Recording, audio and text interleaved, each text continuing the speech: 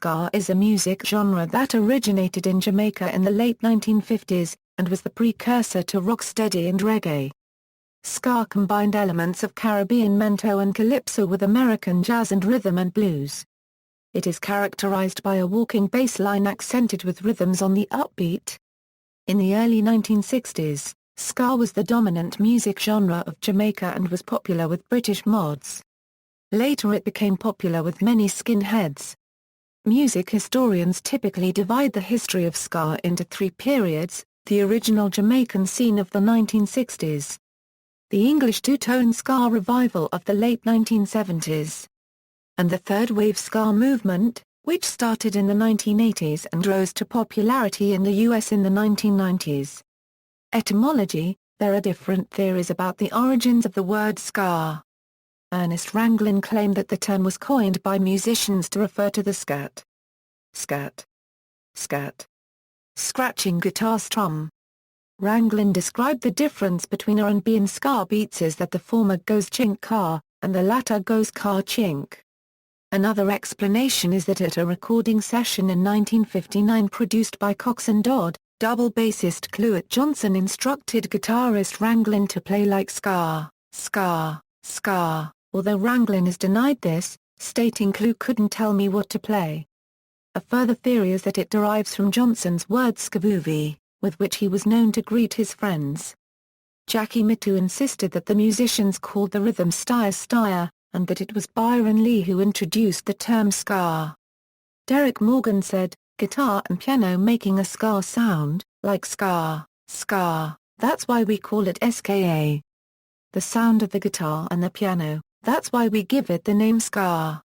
History: after World War II, Jamaicans purchased radios in increasing numbers and were able to hear rhythm and blues music from southern United States cities such as New Orleans by artists such as Fats Domino and Louis Jordan. Domino's rhythm, accentuating the offbeat as in the song Be My Guest, was a particular influence.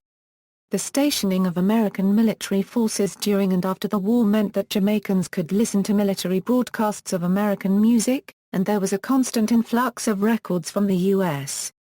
To meet the demand for that music, entrepreneurs such as Prince Buster, Clement Cox and Dodd, and Duke Reid formed sound systems. As jump blues and more traditional R&B began to ebb in popularity in the early 1960s, Jamaican artists began recording their own version of the genres. The style was of bars made up of four triplets but was characterized by a guitar chop on the offbeat, known as an upstroke or skank, with horns taking the lead and often following the offbeat skank and piano emphasizing the bass line and, again, playing the skank. Drums kept 4/4 time and the bass drum was accented on the third beat of each four-triplet phrase. The snare would play side stick and accent the third beat of each four-triplet phrase. The upstroke sound can also be found in other Caribbean forms of music, such as mento and calypso. One theory about the origin of ska is that Prince Buster created it during the inaugural recording session for his new record label Wild Bells. The session was financed by Duke Reid, who was supposed to get half of the songs to release. The guitar began emphasizing the second and fourth beats in the bar, giving rise to the new sound. The drums were taken from traditional Jamaican drumming and marching styles. To create the ska beat, Prince Buster essentially flipped the R&B shuffle beat, stressing the offbeats with the help of the guitar. Prince Buster has explicitly cited American rhythm and blues as the origin of ska, specifically Willis Jackson's songs later for the Gator, "Oh Carolina," and "Hey Hey Mr. Berry." The first ska recordings were created at facilities such as Studio One and WIRL Records in Kingston, Jamaica with producers such as Dodd, Reid, Prince Buster, and Edward Seaga. The ska sound coincided with the celebratory feelings surrounding Jamaica's independence from the UK in 1962. An event commemorated by songs such as Derek Morgan's Forward March, and the Skatalites' Freedom Sound.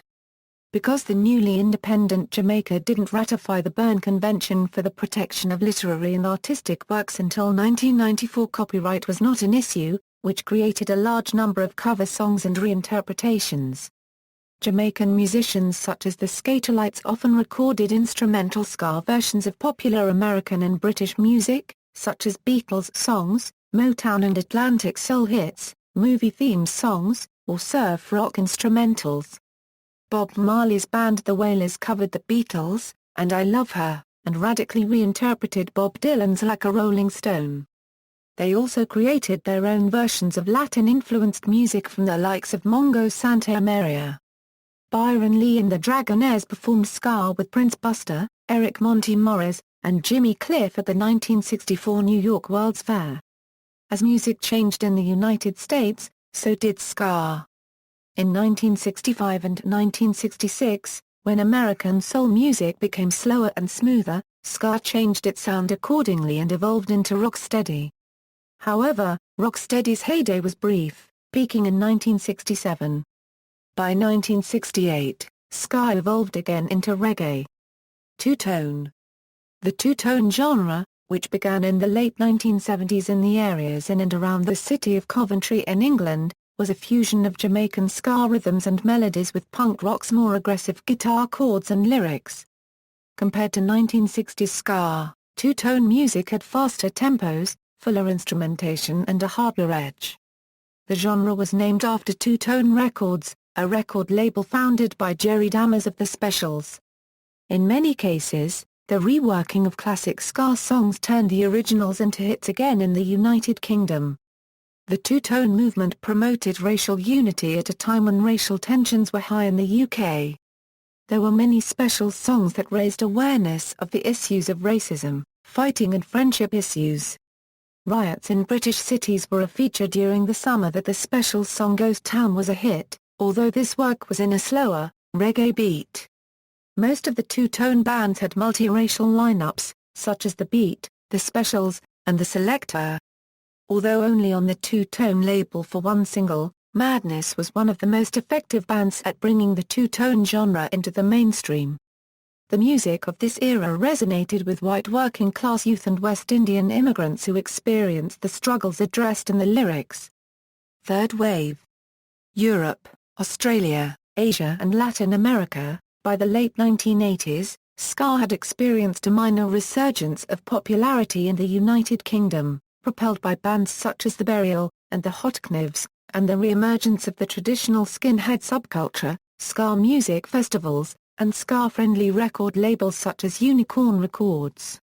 The early 1980s saw a massive international surge in ska's popularity, particularly in Europe. Germany proved to be one of the more notable countries, producing a large number of ska bands, record labels and festivals.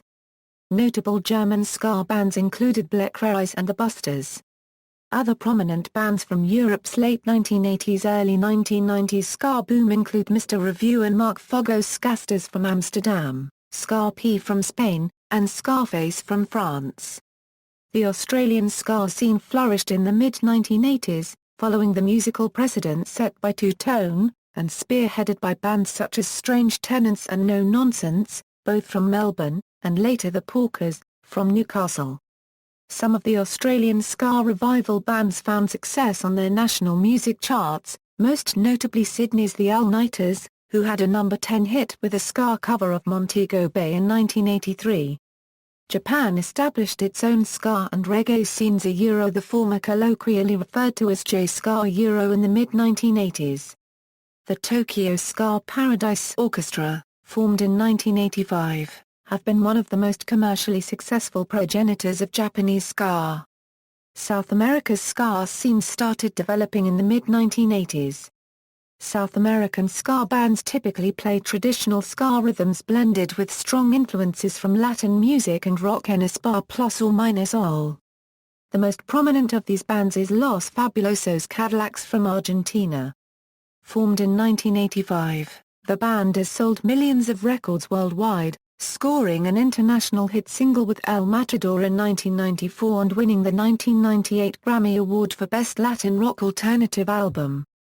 Other notable bands include, Congo, Os Paralamas do Sucesso, JAS, Los Auto Copyright NTICOS Decadence, Panticubed en Rococo Cubed, Inspector, Maldita Vecindad, La Villa Puerca, Desorden Publico, Elysium.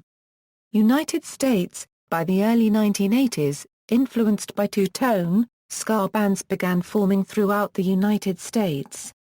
The Uptons from Berkeley, California and the Toasters from New York City both formed in 1981 were among the first active ska bands in North America, both credited with laying the groundwork for American ska and establishing scenes in their respective regions. In Los Angeles around the same time, the Untouchables also formed. While many of the early American ska bands continued in the musical tradition set by two-tone and the mod revival, bands such as Fishbone, the Mighty Mighty Bosstones and Operation Ivy pioneered the American ska punk subgenre, a fusion of ska and punk rock which typically downplayed ska's R&B influence in favor of faster tempos and guitar distortion. Two hotspots for the United States' burgeoning ska scenes were New York City and Orange County, California. In New York, Toasters frontman Robert "Bucket" Hingley formed independent label Moon Ska Records in 1983. The label quickly became the largest ska independent record label in the United States, distributing titles from East Coast bands like the Slackers, the Scofflaws and the Tasters.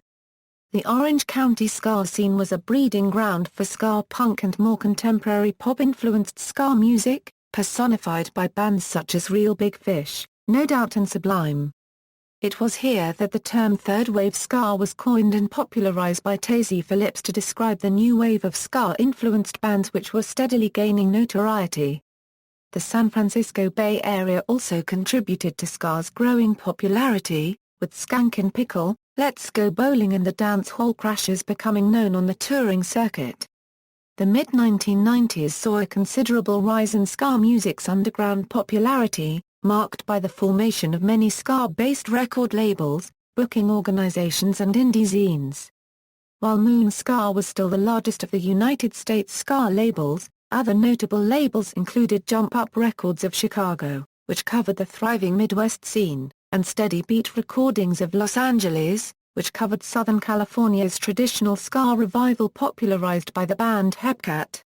Stomp Records of Montreal was Canada's primary distributor of ska music, carrying titles from Canadian bands such as the Planet Smashers, the Kingpins and King Apparatus. Additionally, many punk and indie rock labels, such as Hellcat Records and Fueled by Ramen, broadened their scope to include both ska and ska punk bands. Asian Man Records, founded by Skankin' Pickle's Mike Park in 1996, started out primarily releasing ska punk albums before branching out and releasing early albums by punk bands Alkaline Trio and the Lawrence Arms. In 1993, the Mighty Mighty Bosstones signed with Mercury Records, becoming the first American ska band to find mainstream commercial success, with their 1994 album Question the Answers achieving gold record status and peaking at number 138 on the Billboard 200. In 1995, punk band Rancid, featuring former members of Operation Ivy, released the ska single Time Bomb, which reached number 8 on the Billboard Modern Rock Tracks, becoming the first major ska hit of the 1990s and launching the genre into the public eye.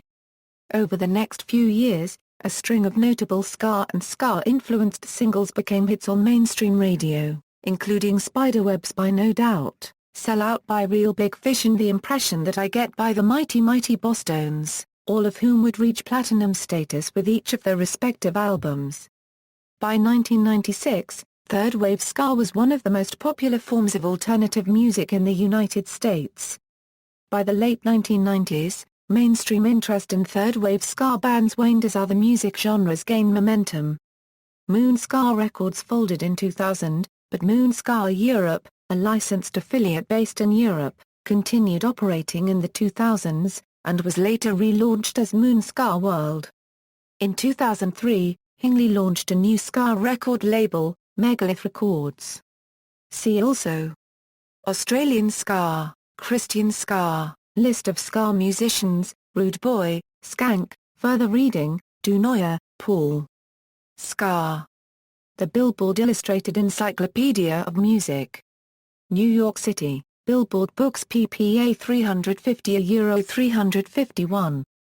ISBN A0-8230-7869-8. Neville Staple Original Rude Boy, Orem Press. ISBN 978-1-84513-480-8, references. External links, Allmusic section about Third Wave Ska, Ska's Third Wave article from Furious.com, Skalovers de Ska reviews and events, skalovers.com International Ska Community Network, 1, Ska website with news of Ska in Wales and UK, Ska information and fanzine.